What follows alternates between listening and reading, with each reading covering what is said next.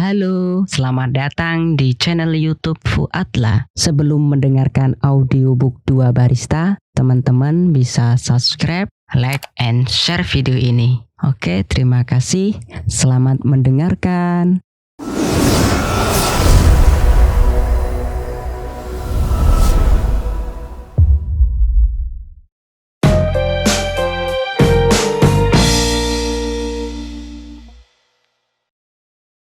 Mozaik 1. Seberapa suka kau pada kopi? Aku memiliki cara berbeda dalam menerjemahkan kopi setelah aku menikah dengannya.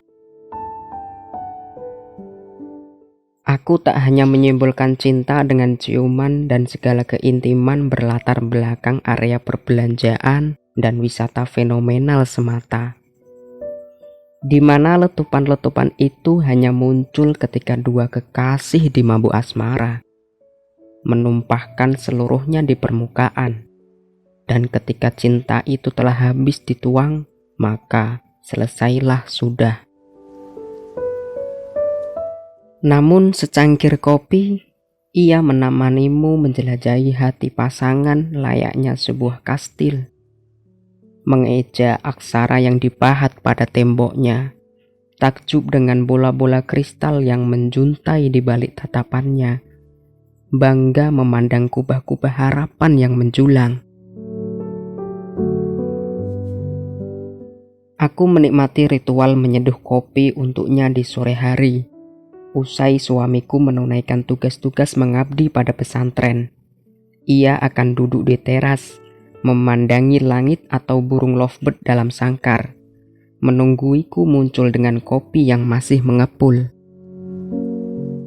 Kadang, ia mengajakku duduk di lantai 2, di mana hamparan sawah tetangga beserta memedi manuk nampak indah diterpa langit yang kemerahan.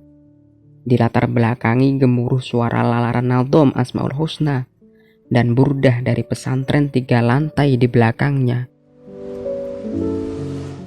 Ini bukan sedang membandingkan kenikmatan Robusta atau Arabica. Aku hanya tenggelam dalam filosofinya. Tentang 2 cangkir kopi yang bertengger di atas meja adalah bukti bahwa sepasang kekasih menyiapkan waktu untuk mereguk cinta berdua, menyadari kemegahan sesungguhnya adalah pasangan itu sendiri. Aku pun pernah menyusuri lorong-lorong pasar Madinah dan Sultan Ahmed Turki demi menemani suami mencari segelas kopi, lalu berbicara dengan bangga pada barista kafe itu bahwa programmer James Gosling dan Patrick Naughton memberi nama Java karena terkesan dengan kopi tubruk khas Jawa, salah satu kopi paling nikmat di dunia. Secangkir kopi juga menemaninya menyimak bacaan kitab kuningku, mengajariku menghitung zakat, darah istihadah hingga menentukan asobah dalam bab waris. Mas Ahfaz memiliki 1 set mesin pembuat kopi, Hero 516 Draper, yang diletakkan di atas meja dekat ruang tamu. Kata dokter, 2 kali sehari secangkir kopi murni tidak masalah bagi kesehatan, asal diperbanyak minum air putih untuk meringankan kerja ginjal. Berbeda dengan kopi sasetan yang banyak bahan artifisialnya, terutama kopi saset yang bercampur gula. Aku memang khusus menjadi baristanya, karena selain membuat kopi, tidak banyak pekerjaan domestik yang aku kerjakan. Semua aktivitas domestik telah diambil alih oleh khodam. Kesibukanku adalah mengasuh dan mengajar santri, dan sesekali menyalurkan hobi mendesain. Di ruang tamu utama bertenggerlah foto pernikahan kami. Orang bilang pernikahan itu menyaingi wedding Hamis Raisya, karena Mas Ahfaz, putra satu-satunya Kiai Haji Solahuddin Amin, pengasuh Ponpes Salaf Al-Amin, menikah dengan Mazarina Kistina, putri Kiai Haji Mansur Huda Tuban, di mana Mas Ahfaz pernah menimba ilmu. Di masa lalu, aku adalah perempuan pecinta seni yang terbungkus di balik jiwa-jiwa pesantren salaf, yang menghabiskan waktu belajar di pesantren orang tua sendiri dengan nilai-nilai yang memuaskan.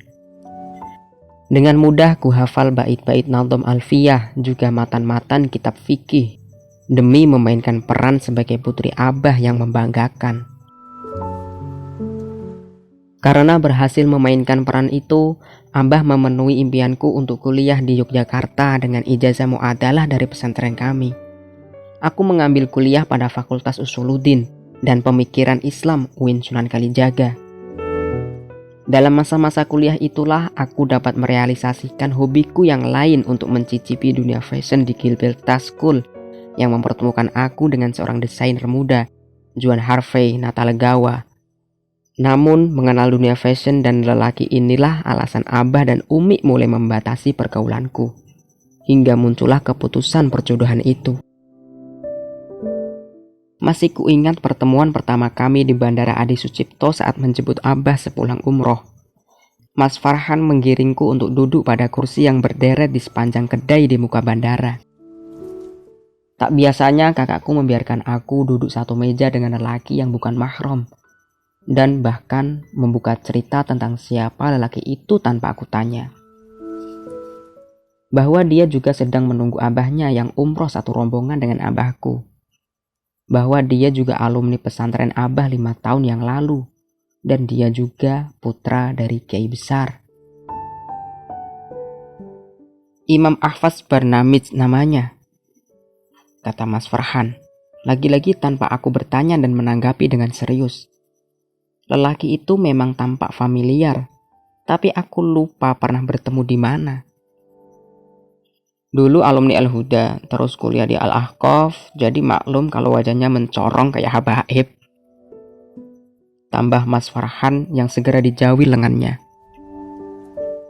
Kulirik lelaki bertinggi 175 cm dengan style yang metroseksual, namun outfitnya adalah sarung, dengan wajah kebulatan dan hidung mancung. Senyumnya memamerkan gigi yang putih dan rapi, dengan kelopak mata yang lebar dan sendu mirip Tobey Maguire, dan sebenarnya aku familiar dengan wajah itu. Ia menelungkupkan kedua tangan di dadanya, tersenyum simpul. "Sugeng ning maza," gumamnya begitu sopan. Semerbak bau parfumnya menguar beradu dengan aroma vanili dalam donat yang Mas Farhan hidangkan untukku dan dirinya. "Pangestone," jawabku kikuk. Saat itu aku mulai merasa pertemuan itu adalah rekayasa. Bagaimana mungkin Mas Farhan meninggalkan kami berdua dengan dalih pergi ke toilet, yang sebelumnya ia sempat membelikan 2 botol fresh tea. Sementara pesawat yang membawa rombongan Abah belum juga landing. Kami berdua seperti insan yang tengah kencan berlatar belakang bandara dengan teh dingin dan secuil kue yummy. "Jadi, jenengan kuliah di Jogja sekarang?" tanyanya keheranan. Aku mengangguk. "Wah, Abah Kiai sudah kerso melepas anak putrinya ke kota besar sekarang. Saya tidak menyangka," celetuknya. "Saya nyantri mas, bukan dilepas begitu saja," protesku. "Nggih Neng, saya tahu. Tapi dulu saat jenengan muda bahkan ke warung saja ditemani khodimah." "Berarti saya berhasil mendobrak tradisi dong, berhasil meyakinkan orang tua untuk keluar sangkar." Lelaki itu mengacungkan 2 jempolnya. "Bagaimana caranya Neng? Kakak-kakak jenengan kan tidak ada yang kuliah di luar.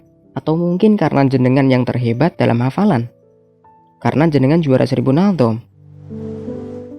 Aku mengangguk. "Mungkin saja."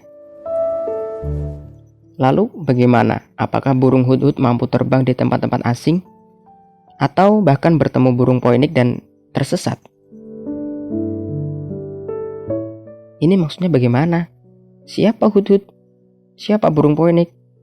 Apa yang dimaksud dengan tersesat?" Aku berpolemik pada pertanyaannya yang terkesan mengintervensi. "Boten-boten Neng, guyon." Ia menutup pertanyaannya dan lalu menyesap fresh tea beberapa saat.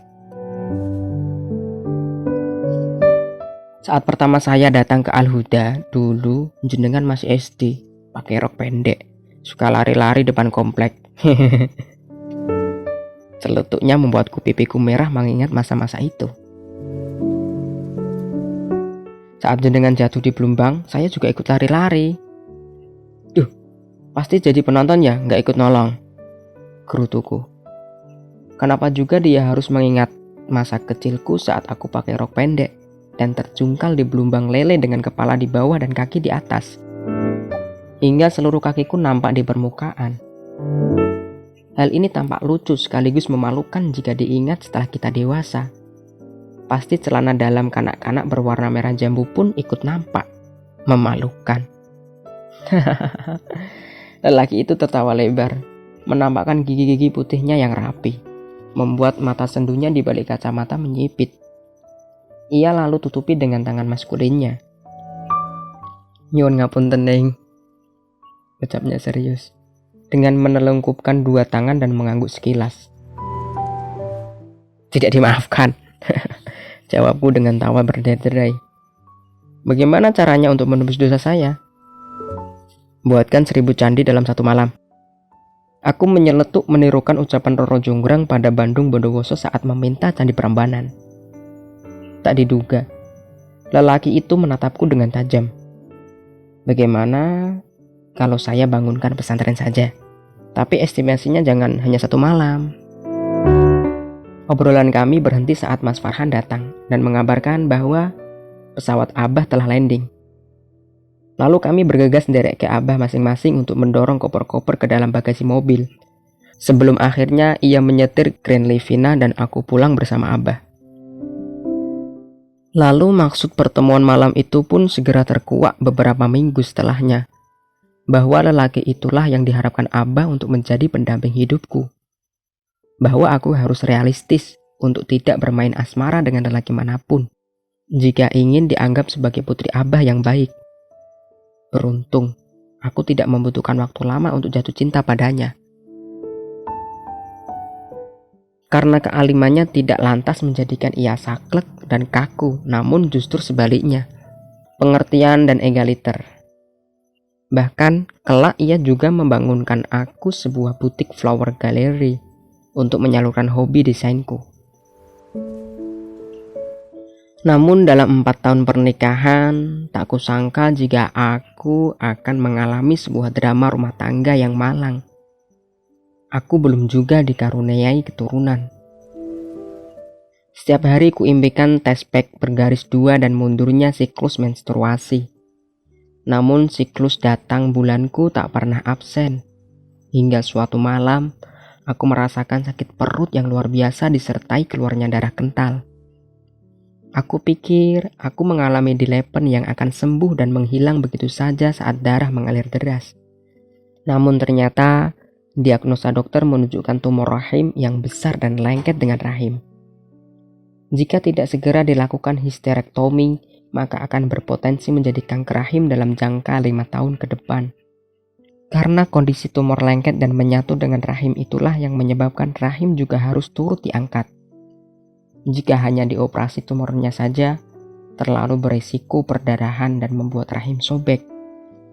Aku begitu terguncang.